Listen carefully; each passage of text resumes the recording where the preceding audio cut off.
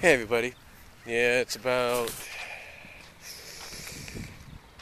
11:17. I'm officially on my first day of Walmart. It's orientation for me and some other people.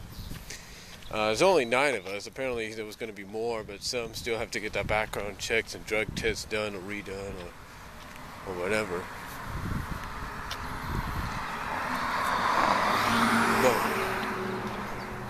But you know, I talked about this early this morning as I got up and was just waking up, trying to get myself ready.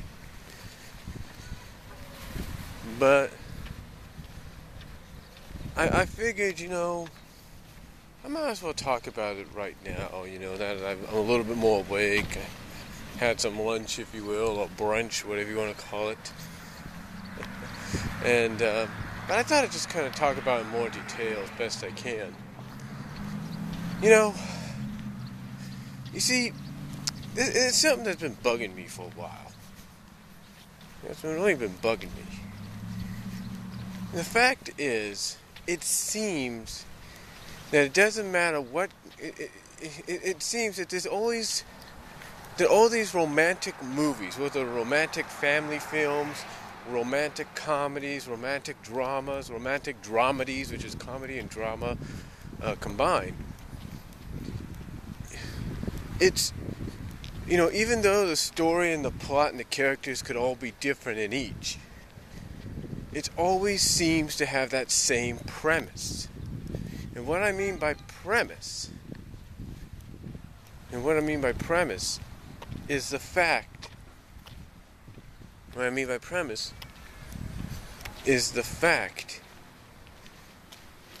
that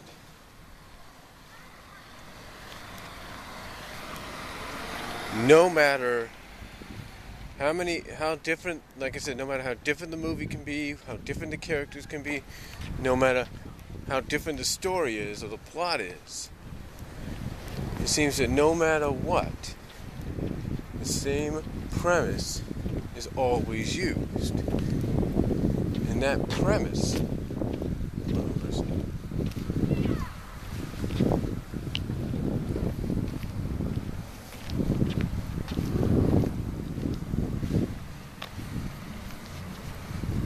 Like I said, that premise is always the same. It's basically boy or man meets girl or woman. They get together, they become lovers, boyfriend, girlfriend. And that by the second act, third act, whatever, by the second act, things start to fall apart a little bit, start to kind of go scrambly. And then by the third act, or at least by the end of the second act, I should say, they end up breaking apart.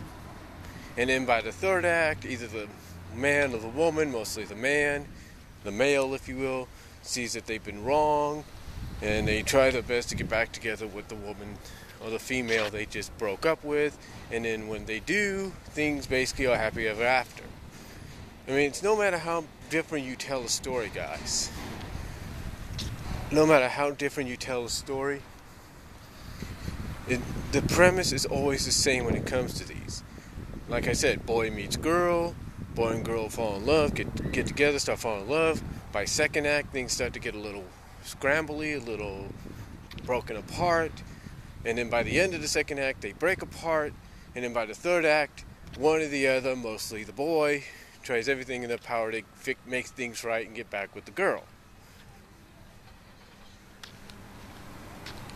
And like I said, it doesn't matter how many times you do this. It doesn't matter how different a story can be. It doesn't matter because even if it's a good story,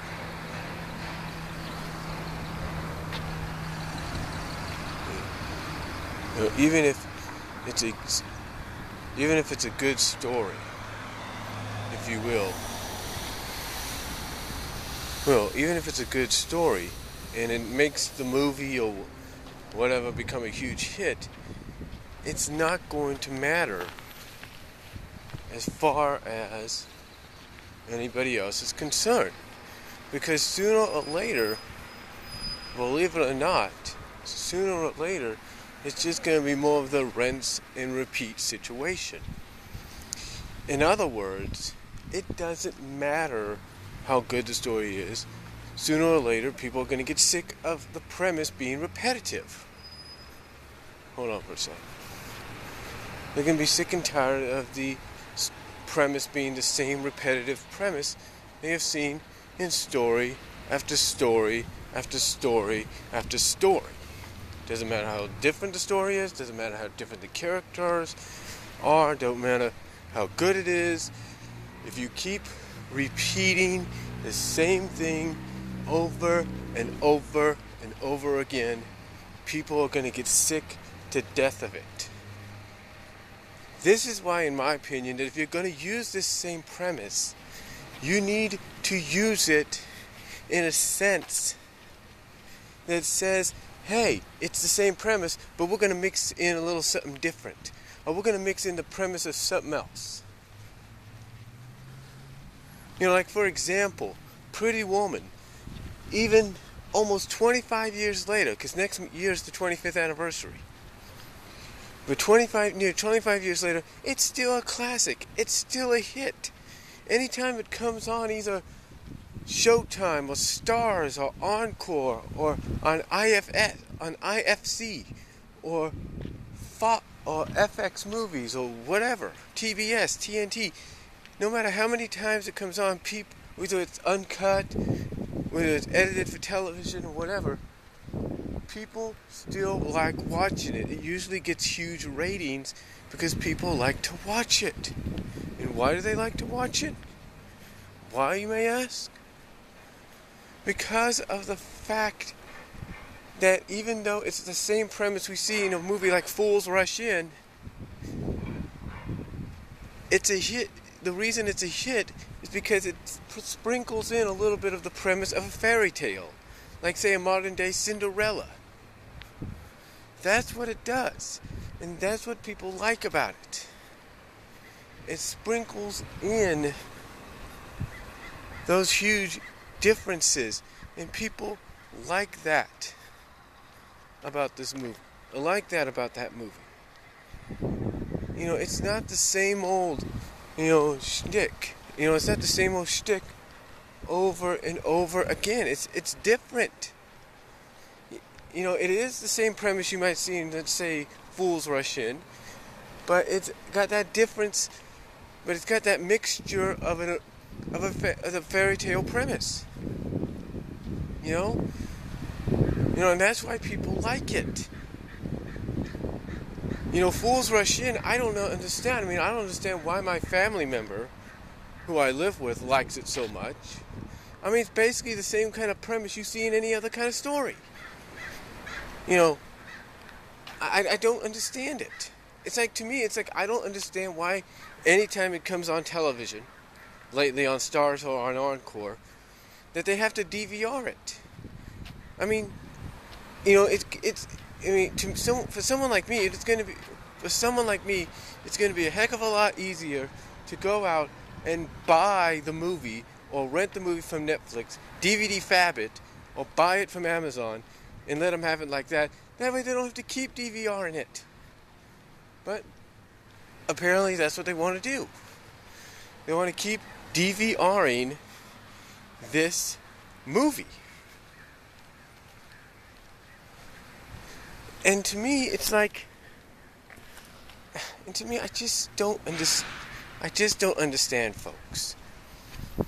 When are movies like Fools Rush In going to stop using the same premise? And if you're going to use the same premise, fine, but add a little originality. Add a mixture of an all-new original premise. Or add in a mixture of maybe that fairy tale premise. Come on. Seriously, you know how many, like I said earlier, you realize how sickening people are going to get if they keep saying, oh, well, they're going to go to the movies and they're going to see something like, let's say, a movie like About Last Night or let's say, Diary of a Mad Black Woman.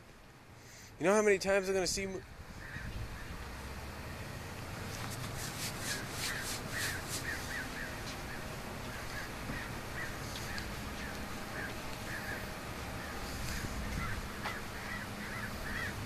You know how many times they're going to see movies like that and they're going to be like, oh, come on.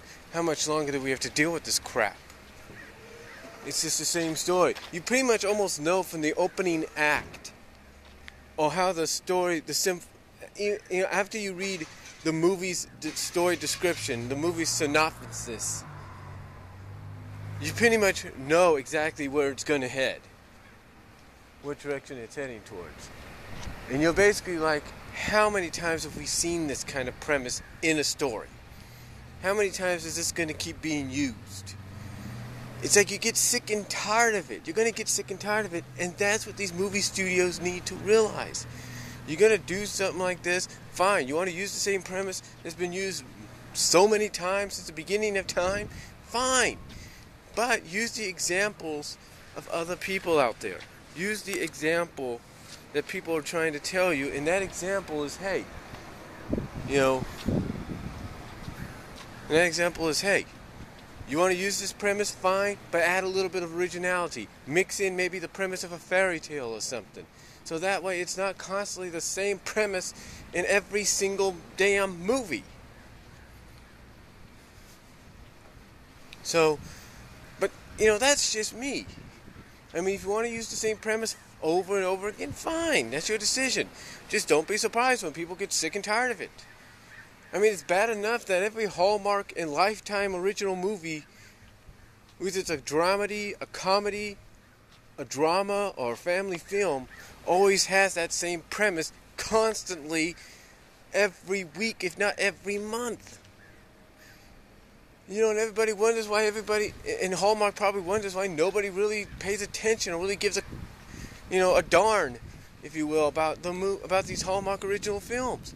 They wonder why people don't want to tune into the Hallmark Hall of Fame films when they come on CBS or NBC. It's because nobody cares. It's pretty much the same premise over and over and over. They know, especially if it's a romantic tale, how it's going to go as soon as they read this description about it. So again, you want to go in that direction, fine. Change up but mix in a little bit of originality or mix in the premise of something like a fairy tale. Why, again, going back to Pretty Woman, which is one of my favorites. Why do you think it's such a hit besides the bubble bath scene? Why do you think it's such a hit? Because it's a mixture of that premise you get in a movie like Fools Rush In, but mixes in that fairy tale element of something like Cinderella. Duh! And it worked. That's what made it a hit. You can't constantly have movies like Fools Rush In, What Women Want, and all that, having that same premise. It doesn't work. But if you want to use that same premise, fine. But mix in a little bit of originality on the premise of a fairy tale. That's the way I look at it, folks. So, that's all I'm going to say on it. Let me know what you guys think down below. What do you think? Comment if you like, and I'll talk to y'all later.